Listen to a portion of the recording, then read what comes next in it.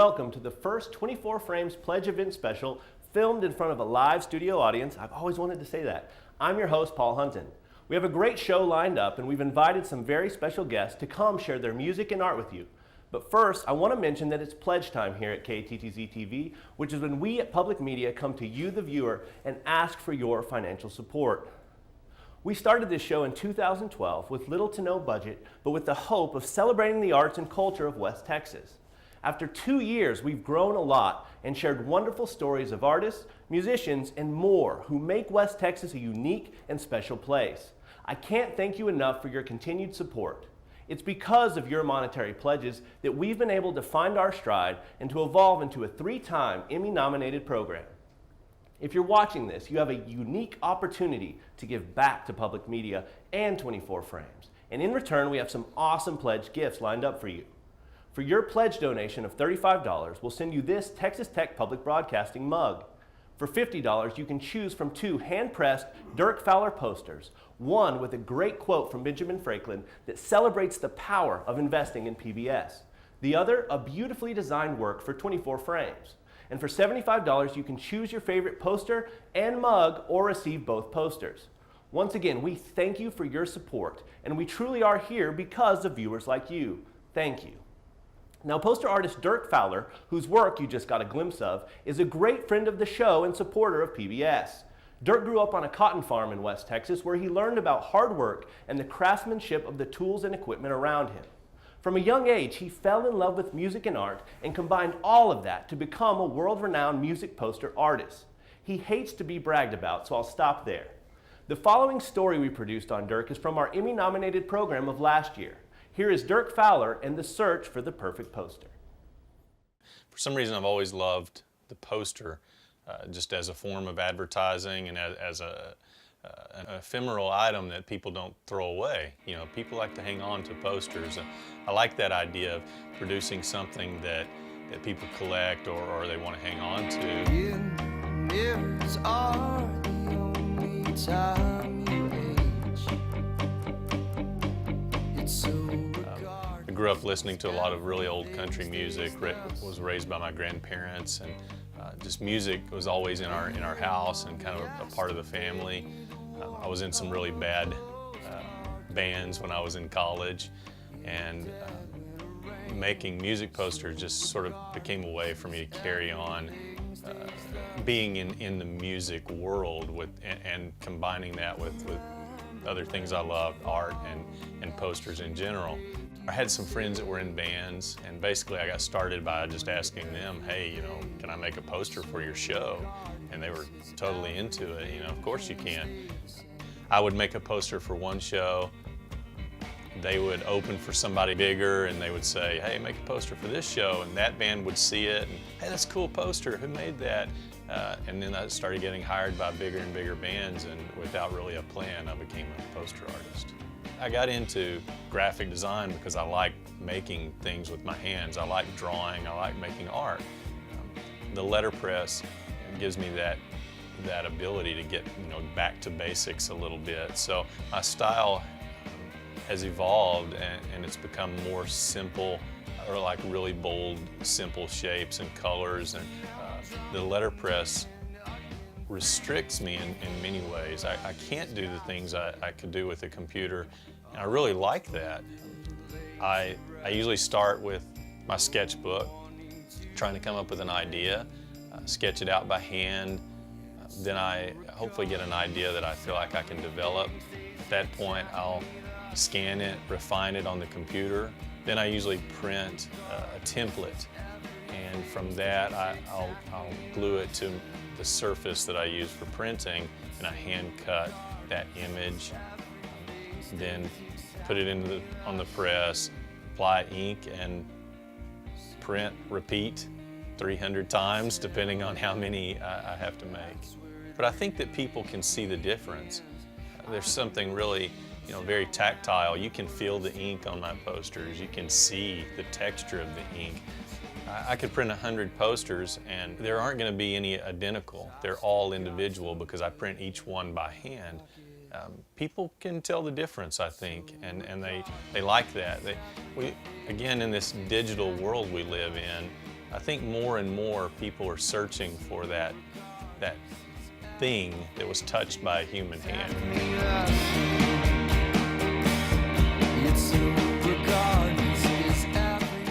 Everybody has a definition of great art. What's your definition of great art?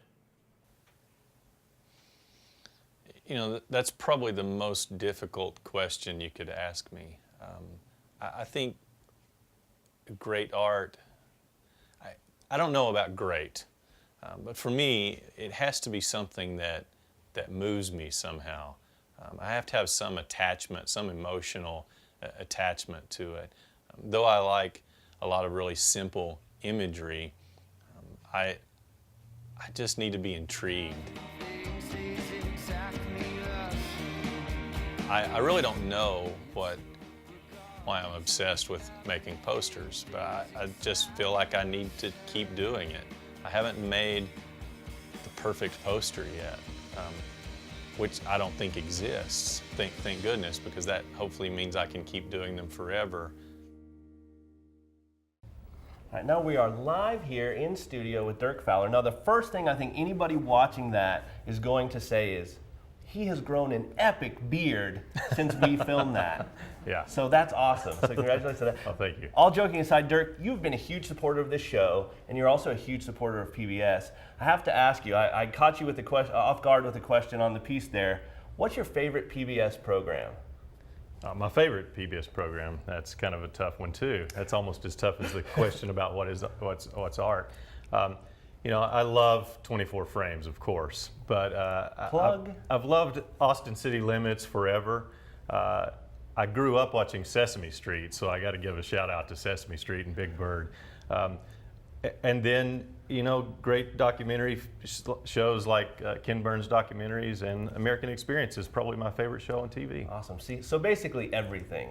I like everything. Yeah, you asked for one. Yeah, and you gave me plenty. So speaking of growing up, you were raised by your grandparents, is that correct? And you grew up out on a cotton farm. Tell me a little bit about growing up in West Texas, out on a cotton farm. Well, you know, it's pretty glamorous stuff. I had a great childhood. I was never a Boy Scout, but I always wanted to be a Boy Scout. And I remember talking to my grandfather about it one day, and he said, "You're a Boy Scout every day. You can go out in the woods, you can play outside, you can do whatever you want."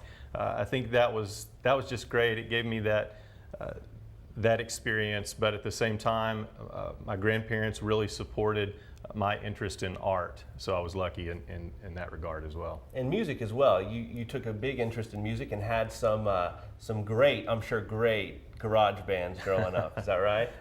Pretty great, yeah. Try tracking those down, those tracks. Down? Yeah. I was in a couple of country bands. I grew up listening to, you know, country music around my house and bluegrass and a lot of gospel music and that sort of thing. So yeah, music has always been really important to me.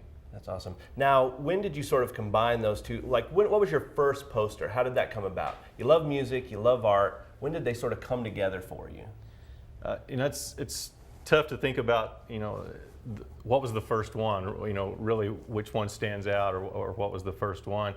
I was in a little songwriting group, and we were playing in some coffee shops and things like that. And I think probably the first music poster I made was for one of our, you know, performances. But eventually I started working with some local bands around town, and it just kind of spawned from that. One of those that you've done a lot of art for is the Thrift Store Cowboys. Mm-hmm. What's your relationship like with Daniel and those guys? Yeah, you know, they're talented musicians, good friends. They allowed me to do work for them, designed a couple of album covers for them as well.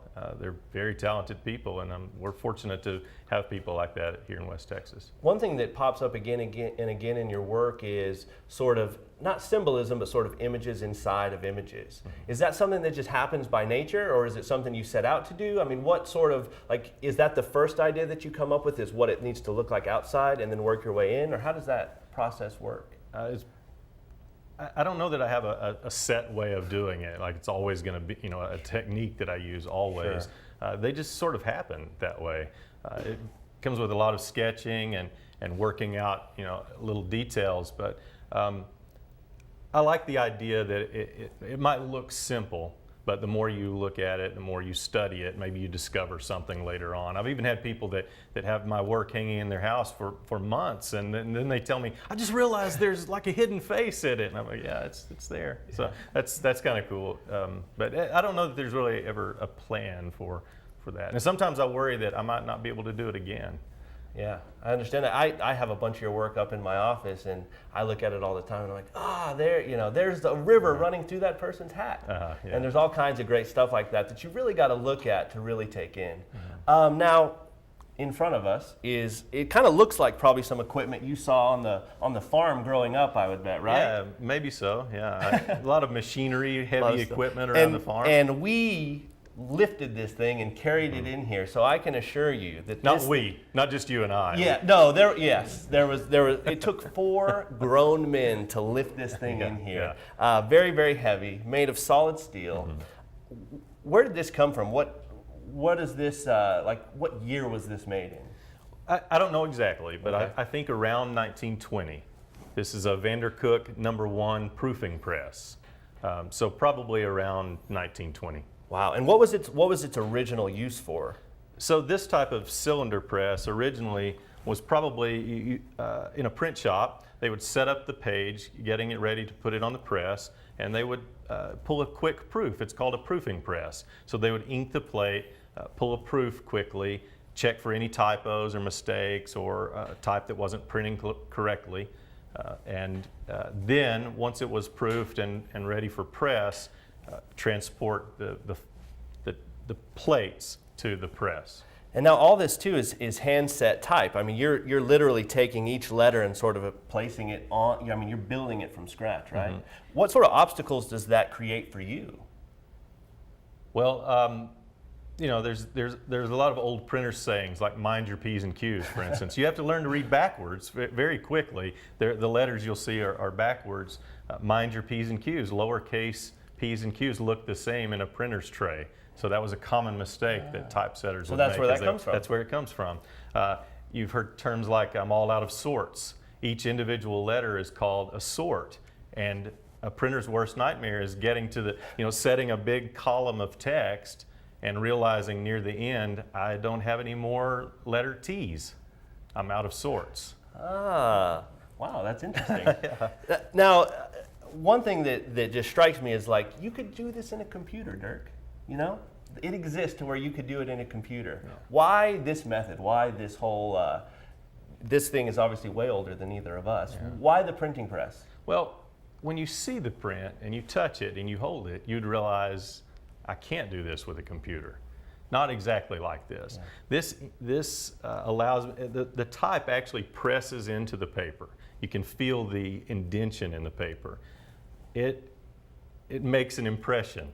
It really does make an impression, and I think people can see that. They notice it. It's something special.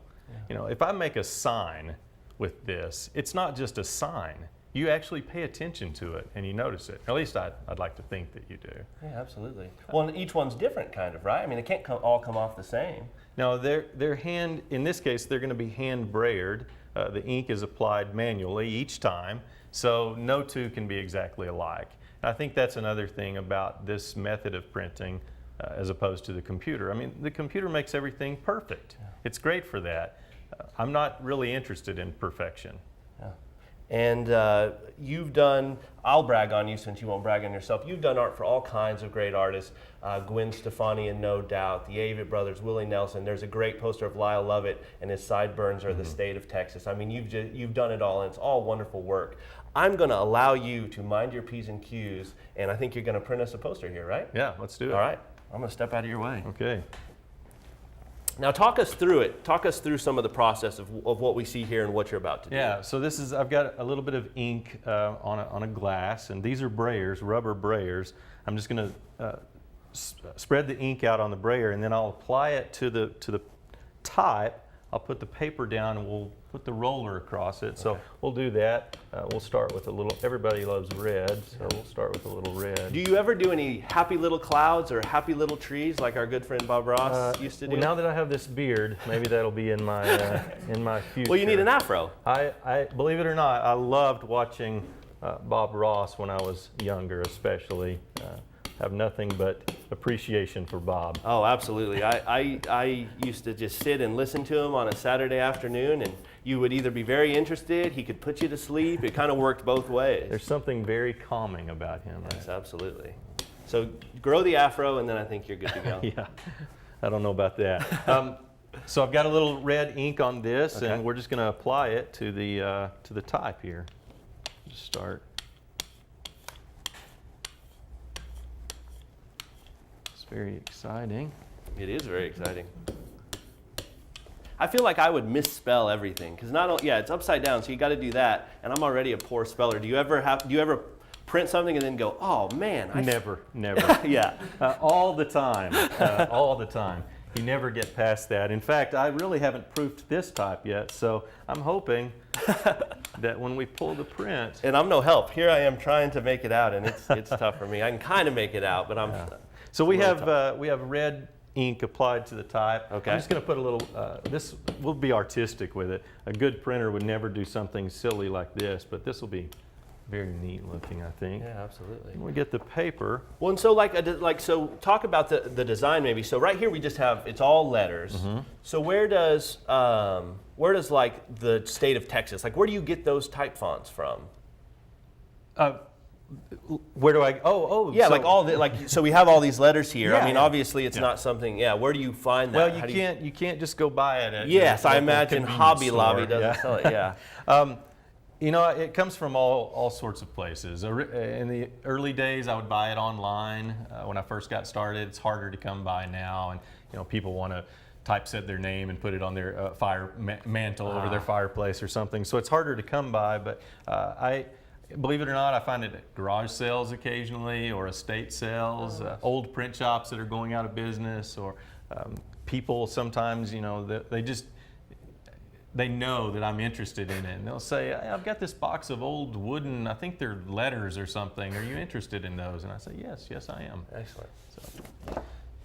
So we'll apply the paper. I think we're ready to test this. Remember, it's called a proofing press. So we'll see how it works. All right. We should be able to reveal a nice. Oh, yeah. Show that to our audience. That is fantastic. Look at that. Support public television right here. Thank you so much, Dirk, for being here. When we come back, Hannah Jackson and Ray Espinoza. Thank you for watching the first ever 24 Frames Pledge Event Special. We'll get right back to it, but first I wanted to tell you about some pledge gifts you can receive when you support 24 Frames and KTTZ TV. For your pledge donation of $35, we'll send you this Texas Tech Public Broadcasting mug. For $50, you can choose from 2 hand-pressed Dirk Fowler posters, one with a great quote from Benjamin Franklin that celebrates the power of investing in PBS. The other, a beautifully designed work for 24 Frames. And for $75, you can have both the poster and mug, or both posters. Call the number on your screen right now to support 24 Frames and KTTZ TV. Now, back to 24 Frames. Over this show's short history, we've talked to hundreds of artists and musicians, but none quite as unique as Hannah Jackson. She appeared on Fox's The X Factor, and her charming personality, personal songwriting, and eclectic voice make her a West Texas treasure. The following interview is not a look back, but rather a never-before-seen interview where Hannah shares her philosophy on music careers and a past love of everything, ranging from gospel hymns to Aerosmith. Let's take a look.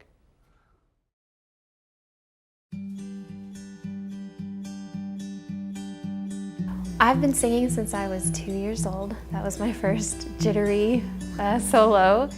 Just been singing my whole life, and then when I was about 25, I decided I was done singing everybody else's music and ready to sing my own. One day came and went day. I chose to be an indie artist because I have a family and I have children and I love Lubbock, Texas, and I've had opportunities to move to places like Nashville or LA. When I was on the X Factor, I had a lot of pressure to actually move to LA and continue with my music career there because there are more opportunities. But I really feel like, I can do this here in Lubbock. We have incredible talent. We have a lot of people that can help me and become a team and network together. Austin is really close by. I've got a great team of people that are real supportive in Austin. So I just decided I wanted to do it differently. I wanted to do it in a way that I could honor my family, be a good mom, let them have a normal life, but still pursue my dream with my music career. Now goodbyes, deaf ears to my heart, stubborn from the start.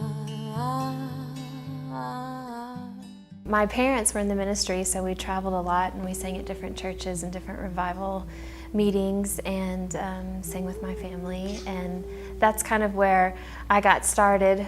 And as a teenager, I was kind of not allowed to listen to secular music for a long time, and so that obviously, you know, had an influence on me, and I would sneak some things. But the one, like Aerosmith, I loved to sneak Aerosmith, that was fun.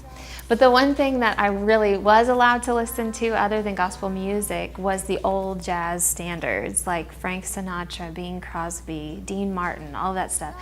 And I love that music, absolutely love it. So that really did influence my style. So when I sing, it has a natural jazzy, croony tendency, but I'm also energetic and like to have fun, and so I throw on a ukulele and sing Raindrops Keep Falling on My Head because I grew up hearing that song and sing it with a jazzy twist, and I don't know, somehow it's working, it's fun.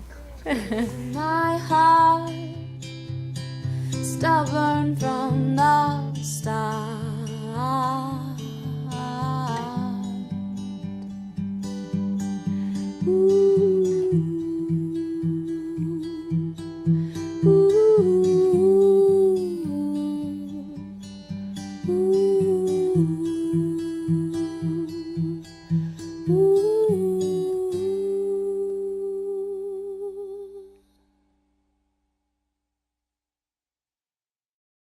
We are joined on set by Hannah Jackson and Ray Espinoza. Thank you so much for being here, guys. Thanks for having us. My pleasure. Now, Hannah, the first question I have for you is, you've done what I would never do, which is go in front of Simon Cowell and do anything. Yes, yes. Tell me a little bit about that experience, and what was that? Okay, well, it was a great experience. I'm really glad I did it. I learned a lot about the music industry. I learned a lot about Hollywood industry.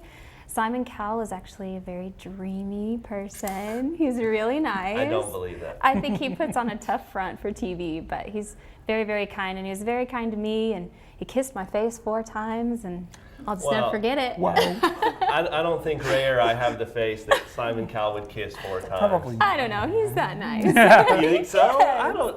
Okay. He's great. Okay, we're gonna take your word for it. Okay. Now, tell me a little bit about the project you guys are working on. First, how did you guys meet? Ray, you wanna say Well, that? yeah, we both do some gigs around town, and we met at one of those gigs and kind of hit it off. We just jabbed with each other a little bit, and we found that our musical tastes were kind of compatible, kind of the same. And after listening to her, and I got a copy of her album. Naive. Plug. Yes, Naive. Thank you. Yes, I became a fan, and so it doesn't matter really that. Even if I weren't here, I would still be her fan because I like her music. I like the way she does her voice, and to me it's stuff I love listening to. And to work with her was almost like a dream come true. Yeah, well, that's what I was going to say. That must be cool. If you consider yourself a fan, now you guys are collaborating on an album together. So that must be pretty cool for you. Yeah, it's awesome. We're That's having all I can fun. say. That's Yes. great. Yeah. Well, tell me a little about the album, Hannah. Okay, it's 15 songs, 14, 15. It's still brand new. It's not finished quite yet. We have a couple more sessions left to finish it up, which we're excited about. Yes. It's a cover album. So we keep hearing that everybody loves what we do when we go gig around town, and we usually do, well, we do a lot of originals, but we also do a lot of covers because they're long gigs, 3 hours long. So we've had so many people say they love what we're doing at the gigs, so we decided just to lay it down in the studio. So that's what we've been doing, and it'll be out soon. That's awesome. We'll have to keep posted. Now, I've been told that the album is currently untitled. Is that correct? That's correct. We And, can't yeah. decide Yeah. what we want to call it, but It's the toughest thing. Yeah. To title your work is very, very difficult. Now, what is sort of the inspiration of the album? What the song choices? It's a cover album, so what went behind the song choices? Ray and I have a really good time picking out songs and coming up with ideas. We take a song that both of us have loved our whole lives, and then we completely try to turn it upside down and do something new and exciting with it. When we brainstorm, we just it's like we share a musical brain sometimes. Yes. And we just start flying in formation, and I just start singing it, interpreting it the way that my heart feels it, and he plays the same exact way. And so that's how we chose a lot of these songs, just songs that we love, that we've always loved, and wanted to give them a shot. And the thing I love about our brainstorming process is that we're both really open, as far as open to other ideas, things that we may not have thought of before, and each of us is not afraid to fail at something. There's sometimes that, something doesn't quite work. No, let's try this instead. And we always find something that works for us ultimately. That's excellent. That's one of the hardest things with collaboration, is working through those. So that's awesome that you guys do that. Now let's do favorite tracks off the album, Ray. What's the favorite song you guys have recorded for the new album? Mine is Brandywine Love, and the reason I like that, because it epitomizes the relationship that Hannah and I have. What we have is a really nice song that I listen to it, and it's very pleasant to the ear. What Hannah and I did was we did our brainstorming. We threw ideas back and forth, and we just played it together. And the way that we work is that a lot of times things just flow. It's almost effortless, and that's the way this tune worked out in the studio. We just laid it down a little bit with very, very little effort, and it just flowed from us, and it just sounded so beautiful. I loved it. That's awesome. Hannah, what's your favorite track off that? Well, my favorite one is a McCartney tune called Golden Slumbers.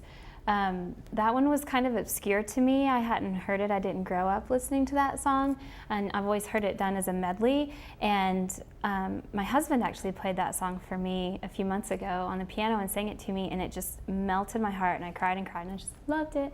And so then I brought it to Ray and said, I'd really like to do this song just as that song, not with the medley of Carry the Weight. And then I went to the McCartney concert here in Lubbock, and I was hoping and praying that he would play that song. Did he? And I waited and waited and waited, and the third encore, he sat down at the piano and played the song, and I just cried and cried again. I love it so much. Part it of really the tears speaks were to probably the me. anticipation, hoping that Yes, and Mike was right there, and I just sobbed in his arms. It was So sweet. when you recorded it, were you able to do it without crying? Yes, we got in the zone on that one, didn't we? Yeah. But it's right on the edge. There's a lot of emotion there, so. And it's another example of brainstorming. The way Hannah presented the tune to me was in a way that I had didn't expect. It was completely different, and it kind of threw me for a loop. And after, oh my goodness, this is awesome! So immediately became excited and wanted to do it that way. That is great. That's really great. Well, you guys are going to play a couple of tracks for us off the Yes. new album. Mhm. All right. Excited. All right. I'm going to leave you guys to it. Let's Okay. do this. Thank you.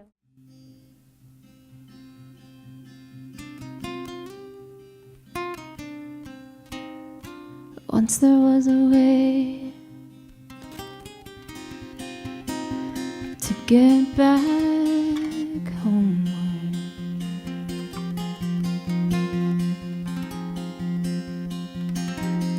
Once there was a way to get back home. Sleep, pretty darling, do not cry. And I will sing a lullaby.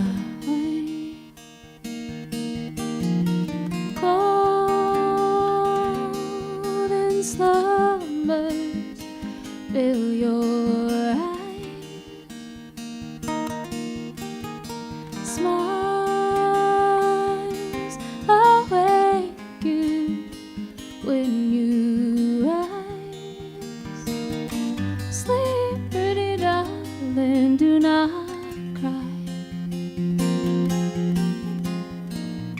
And I will sing a lullaby. Once there was a way to get back homeward.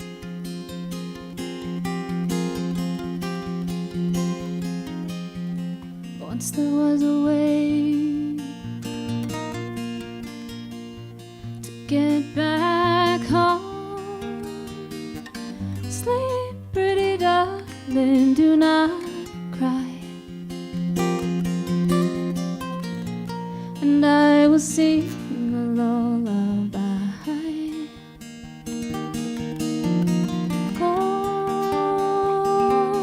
Golden slumbers fill your eyes. Smiles awake you when you rise. Sleep, pretty darling, do not cry. And I will sing a lullaby.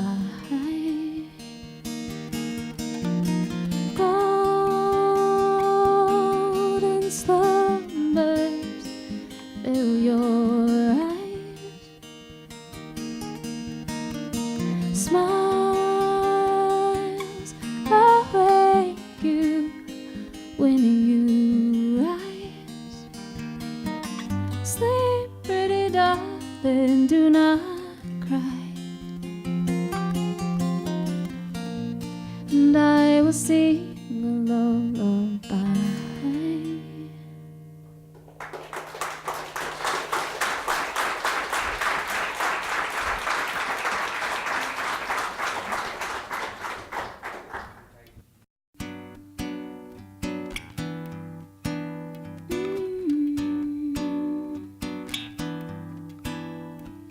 A hot summer night out in the country, moonlight is bright. There's not a rain cloud anywhere in sight under the heavens above. And the stars in your eyes got the mood for some brand new love.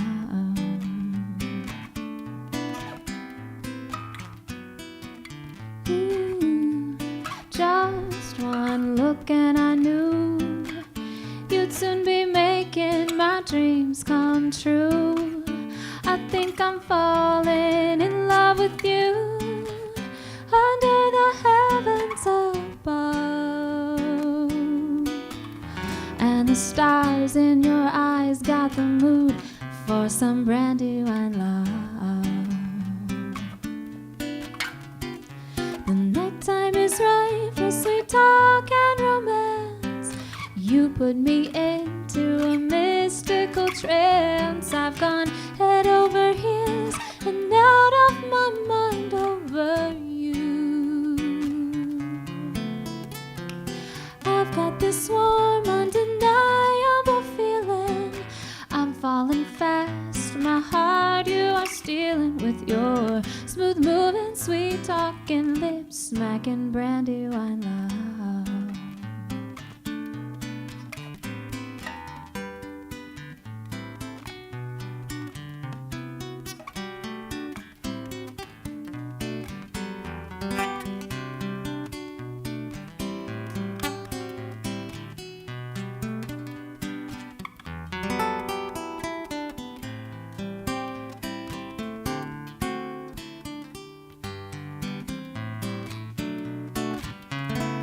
The nighttime is made for sweet talk and romance. You put me into a mystical trance. I've gone head over heels and out of my mind over you. I've got this warm, undeniable feeling. I'm falling fast, my heart you are stealing with your smooth moving, sweet talking lips, smacking brandy wine love. Brandy wine love. Brandy wine love.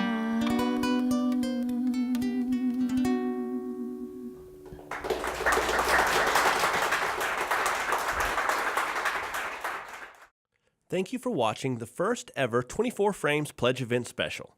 We'll get right back to it, but first I wanted to tell you about some pledge gifts you can receive when you support 24 Frames and KTTZ TV. For your pledge donation of $35, we'll send you this Texas Tech Public Broadcasting mug. For $50, you can choose from 2 hand-pressed Dirk Fowler posters, one with a great quote from Benjamin Franklin that celebrates the power of investing in PBS, the other a beautifully designed work for 24 Frames. And for $75, you can have both the poster and mug, or both posters. Call the number on your screen right now to support 24 Frames and KTTZ TV. Now, back to 24 Frames. This season on 24 Frames, we celebrated the great music history of the Hub City. From Norman Petty Studios, where Buddy Holly recorded 12 hits in 15 months, to Terry Allen's seminal album Lubbock on Everything. Through the history of the Maines brothers and the Nelsons, we finally arrived at the love story of musicians Scott and Amy Ferris, who met at a finals exam in college. From awesome 80s hair and overalls to touring the country with a positive message for young kids, this super couple has laid roots deep in Lubbock, and their amusement park recording studios is their dream come true, and pursued by musicians from across the country for Scott and Amy's amazing production abilities. Their story spans Lubbock music history, and they hope to continue the great legacy of those who have come before them. Here's their story. It was the end of my first freshman semester at Tech, at a final exam. And I knew he was going to be there, so I was all decked out in my overalls and a turtleneck. It was bad.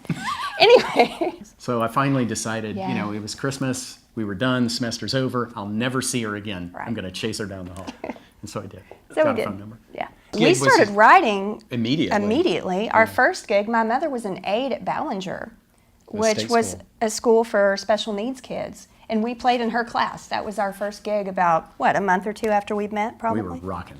Oh, yeah. I'll tell you what. Yeah, we started that. We actually played in a group that was called Rapunzel that actually performed in the public schools. And it was It's a huge part of our early Yeah. marriage. And yeah. It was actually kind of an odd thing. It was a drug prevention program that worked in public schools, and we worked with kids and had 1-800 hotlines and performed rock concerts in schools.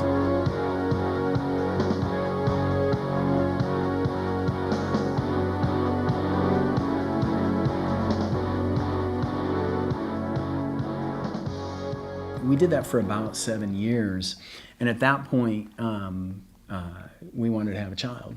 That's not real conducive to raising a child, and I think if you're going to have one, Right. you probably should raise it.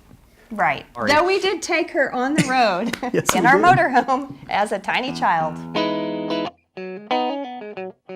We had done a few gigs with just various people once we'd gotten some songs together, and we had friends around, who knew people and knew each other, so we had thrown together a couple of gigs. But we really had some songs we felt really strongly about, so we wanted a band.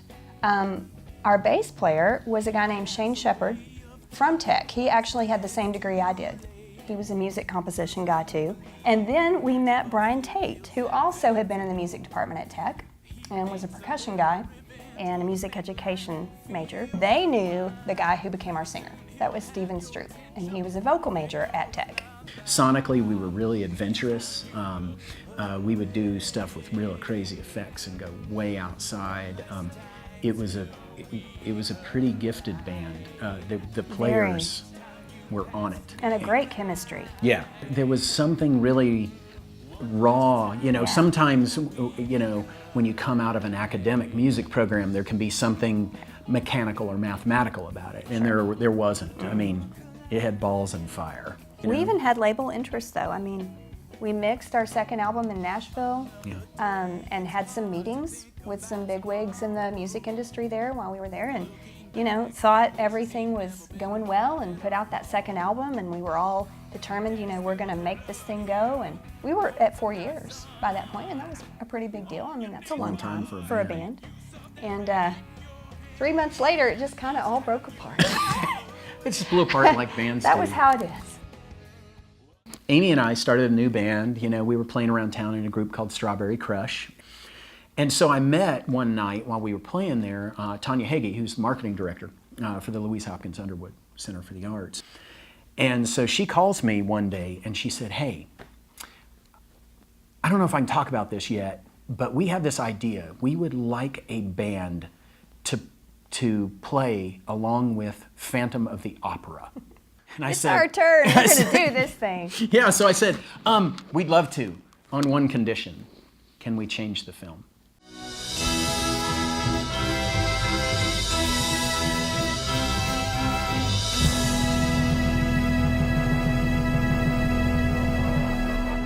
Tonight, I'm recording the love theme between Maria and Fred, the two main characters, in Metropolis, the 1927 silent film that Amy and I are writing a new soundtrack for.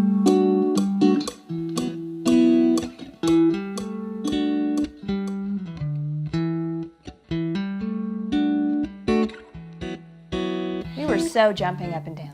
I mean, we were just hugging each other and jumping up and down. I mean, I'd wanted to do a movie soundtrack for my entire life as a composer. I mean, that's something I'd always wanted to work on. And Metropolis was a big old beast to take hold of and wrangle. That is a long film. There's so much going on in it. You have to kind of add something to it to bring a modern Right. audience to that. At least someone who's not already a film buff. Right. And so we wanted to make sure that what we did enhanced the film, but did no harm. That it was still true to the meanings and the themes within the film. Wow, it was a beast. Fun. I would love to do another one. Anytime. Bring it on. And now we are joined by Scott and Amy Ferris. Guys, thank you so much for being here. Oh We're gosh. glad to be here. It's This an is honor. fun. Now, as we saw in that video, you guys have had a very storied past together, right? I mean, you guys met in college, is that right? Tell us We a little did. bit about that story. I was a freshman. And I was an upperclassman. It was at a so final was it exam. like, did he take advantage of you? A little senior freshman thing going there? Not really. He was so cute. I just couldn't believe he'd pay attention to me. It was And she was quite just something. she was just gorgeous. I walked in, somehow showed up early one day for my music composition lesson, which I was kind of a procrastinator, so I didn't show up early a lot. And I open the door and I see these beautiful eyes sitting behind a piano right next to my instructor, and for the rest of semester I was on time and early for that class, and I just never. But he never talked. Yeah, I never I got was up like, the guts to he has the say best something. smile, but he never said anything. So at the final exam, I finally, got up the guts. I decided I'll never see her again, and chased her down the hallway in the music building at Texas Tech, and asked her name and phone number, and Yeah. that's It history. sounds, I'm not gonna lie, it sounds like an 80s romantic comedy. It was. And the Totally. flock of you had the flock of I seagulls did. hair, Yes. and you had the overalls, and, it And the was- flock it of was- seagulls hair, the We both one-sided. had asymmetrical Yeah, hair. Yeah. for sure. That is perfect. Yeah. Now, and then you guys went on the road. You had your Rapunzel program that encouraged kids to stay off of drugs and have positive attitudes. Tell me a little bit about that. Boy, we started that in 1989, 89. I guess before we were married. And it was the best way we saw to talk to kids, because kids respond to music. I mean, everyone does. And that was a message we really believed in because of some friends we'd had who had gone down the road of drugs and alcohol. And we loved that. We did that until our child was born. It was so much fun. And that probably makes it difficult to be rock musicians and to have a child. You guys have some great, interesting stories. She went right along She with you guys. did. Yes. At 5 months. That was the first time. Now that was a hard one, but yes. But she was called the Band Baby. She had her own little necklace that said Band Child on it. Yeah, it was great. All Little area backstage access pass. pass. Yep. You didn't want any bouncers throwing Right, around. right, Can I see some ID exactly. here? Yeah. 5-month-old Now, baby? when we played, she would stay in the motorhome generally. But, Oh, you know. okay. Yeah, because the earplugs probably. Well, and it was pretty funny And at a because bar, we'd be do that. playing biker bars, Yeah. stuff, and the nanny would be out in the motorhome Right. in the parking With lot Rachel. with our, Yeah. 3-year-old. That is Yes. a rock life if I've ever heard of one. Now, what kind of music influences you guys? Everything from classical. I grew up listening to things even like Roy Clark. Classical rock. Lots of 80s Christian music was where I first started listening to kind of rock. Amy That was- Grant? Maybe oh, a little totally. Amy Michael Grant? W. Smith is a huge influence. Weird Al, my absolute favorite. All I love him right. so much. And me, it was Kiss. I was 8 years old. They breathed fire, spit blood, had half-naked chicks everywhere. You know, I was 8. For an 8-year-old boy, what's not to like? And later on, I hopefully graduated to, you know, maybe higher quality music, perhaps. Although Kiss still has a soft spot in my heart. You know, listen to Led Zeppelin and Kansas and stuff like that. And so was it sort of an opposites attract sort of thing? Those sound like sort of. It really was. He pretty much introduced me to really good rock music. So that's when I got my education, around 18, 19. Yeah. I had to start getting her into Led Zeppelin as quick as I could. And I taught him to dress cool. Yeah, absolutely. But do you have, like in Wayne's World, do you have a sign that's like no stairway? So like yeah, right, like, absolutely. That's no totally stairway. correct. No. Yeah, never any stairway. Now, you guys have so many interests and whatnot, and one of those is films. Scott, I've talked with you plenty about a lot of great films, and you were approached to do a sort of a live score to The Phantom of the Opera, and you said no. Well, I did. You know, it wasn't quite as harsh as that. Yeah, it wasn't quite as harsh. I mean, first off, it had been done by Hollywood recently, and how do you beat $1 million budgets? And also, the black and white version of Phantom of the Opera was a great film, but it's not necessarily that rhythmic of a film. And I had been a huge fan of Metropolis since I was in college. I'm a visual artist as well, and I'd used that to influence my visual art. So that was the natural choice because it's so rhythmic and industrial, and yet its themes still speak to the modern age. How do you go about composing or wrapping your head around creating a score for a film, not only like that, but any film really, because you could take the Hans Zimmer approach and just hold the bass line down for the whole film. Sure. But there's lots of different aspects that could go into it. What sort of influenced you guys to find that right sound for the film? Well, we used a whole lot of different genres, and we would look at each scene actually, at the emotion in that scene, at what the actors were trying to get across, and we would let that determine the music that we used. Okay. So it's genre spanning. Well, many so styles. I mean, so we've kind of come full circle. You guys kind of come from backgrounds musically, and here we are, an opportunity to combine them. Is that a fair thing to say? Yeah, I think this project's the single greatest project we've ever worked on in our lives, and it allowed us to really stretch every area of ourselves, musically, artistically. There was just so much ground we were able to cover, and it's really a dream come true to get to work on that. And you guys not only are musicians, but engineers, and you guys have your little amusement park recording studios. Yeah. Is that just sort of, you guys both smile when I say that, I mean, living the dream, is that fair to say? Yeah, you know, I've been involved in music for a long time. I taught at South Plains College in their commercial music program, which is such a phenomenal program, was such a great experience for me. But I really wanted to create art all day long. I wanted to make music all day long. And so about 7 years ago, we jumped off the cliff, quit the day job, hung out our shingle, and opened a recording studio. And now I produce records every day for a living. That's what I do. Amy does all our string arranging and comes in and plays keyboards. And we employ a lot of musicians around town, and I have several engineers that work for me now. So it really is an incredible thing to be a part of. Well, that is awesome, and thank you guys so much for your support of the show. You guys, and I'm going to quote you on this, have a rockin' 7 minutes and 30 seconds of Metropolis Electro. You're going to perform right here. We are. Now, this is kind of a big deal for our audience. This was a limited run that we got to see here in Lubbock, and it's sort of been not hidden away, but sort of you guys are looking to get it back out there. So for those people who may not have had a chance to see it live, they're going to get a nice little segment here. Is that? A little piece of it. We're going to do a piece called Monster, which is kind of the epic fight scene at the end, which we did some weird stuff, innovative. We actually created the loop with an old Atari. I do electronics, and I modified it to be a synthesizer. The loop he created, so cool. And then that will end up going to the finale of the piece. So this is kind of the end of it. So we chose kind of a rockin' section of it today. Yeah, so from 1927 to Atari to now. Right on. Metropolis Electro. Let's do it. All right.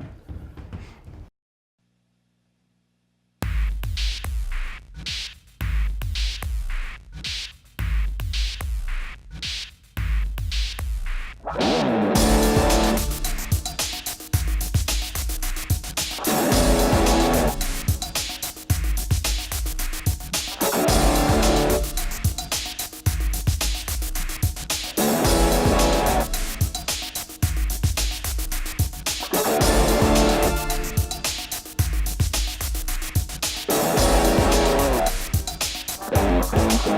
you.